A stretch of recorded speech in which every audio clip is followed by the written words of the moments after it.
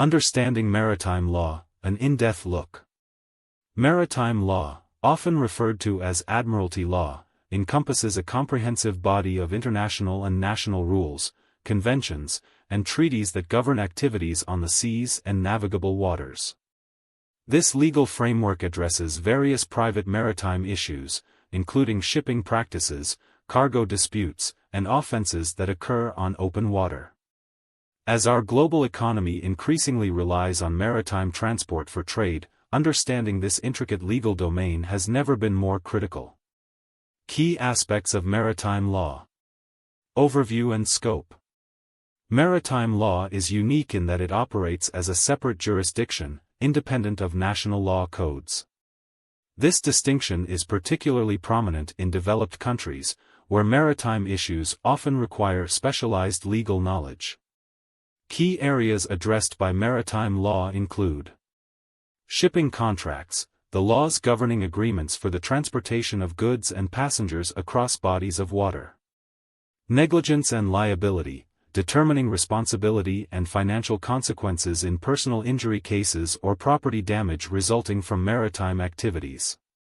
Piracy and criminal offenses. Maritime law includes statutes for prosecuting crimes committed on the open seas, such as piracy, smuggling, and human trafficking. International oversight. The International Maritime Organization, IMO, a specialized agency of the United Nations, plays a pivotal role in the maritime legal framework. Established in 1948, the IMO is responsible for ensuring that international conventions remain current and relevant. Its primary objectives include promoting safe, secure, and efficient shipping on cleaner oceans, developing regulations to enhance the safety and environmental performance of international shipping, establishing international standards through global conventions. As of 2024, there are 176 member states of the IMO, each responsible for implementing and enforcing the agreed-upon conventions for ships flagged under their national registry. Core conventions. Among the many international agreements developed by the IMO, 3 stand out as foundational to maritime law. 1. International Convention for the Safety of Life at Sea, SALAS. Enforced since 1914, this convention establishes minimum safety standards for ships, particularly regarding their construction and operation. 2. International Convention for the Prevention of Pollution from Ships, MARPOL. This convention focuses on preventing marine pollution, including oil spills and other hazardous materials, emphasizing the importance of protecting oceanic ecosystems. 3. International Convention on Standards of Training, Certification and Watchkeeping for Seafarers, STCW. This sets qualifications for seafarers to ensure that they are adequately trained and certified to perform their duties safely. Ship registration. Ship registration is a critical element of maritime law, determining a vessel's nationality, which influences the laws applicable to its operation. Generally, ships are registered in their owner's country of residence. However, owners often choose to register their vessels in states with more favorable legal frameworks or economic conditions, known as flags of convenience. Common examples include Panama and Liberia, which attract a significant number of vessels due to more lenient regulations and tax advantages. The historical evolution of maritime law. Maritime law is one of the oldest branches of law, with roots tracing back to ancient civilizations. 1. Ancient Egypt. Ships have historically been vital for trade and transport, leading to the early establishment of maritime rules to ensure navigation safety. 2. Rhodian Sea Laws. Around 900 BCE, the island of Rhodes introduced the first formal maritime codes, which remained influential until the later Roman Empire and through the Middle Ages. These laws set foundational principles that would be referenced and modified over the ensuing centuries.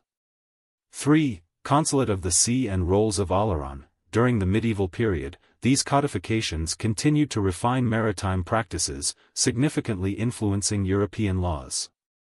4. Arrival in America. By the 1600s, elements of European maritime law were transplanted to the Americas. In 1789, the newly formed United States established a unified admiralty law system under federal jurisdiction. Maritime law versus law of the sea. It's essential to differentiate between maritime law and the law of the sea. While maritime law primarily addresses private shipping issues, the law of the sea forms a broader category of public international law that governs how nations interact concerning marine navigation, resource management, and territorial waters. Control and governance. The implementation and enforcement of maritime law are typically the responsibility of national governments, which must adhere to international agreements established under the IMO. Local authorities, including coast guards and naval forces, are often tasked with enforcing these laws to ensure compliance and protect maritime activities. Why maritime law matters. The world's oceans cover about 70% of the Earth's surface and serve as a vital resource for transport, trade, and ecosystem services.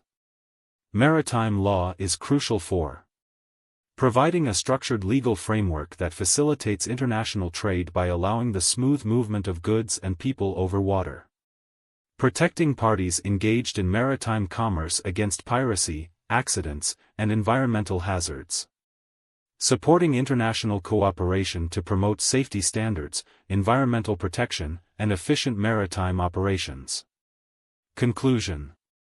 In essence, maritime law is a vital aspect of international civil order. It enables safe navigation, protects maritime workers and businesses, and organizes the use of the world's oceans and navigable waters. As global trade relies on maritime transport, maintaining a comprehensive and enforceable maritime legal framework is essential for the sustainable future of international commerce and environmental protection. Without it, a regulatory vacuum could jeopardize this crucial economic sector and lead to wider implications for global stability.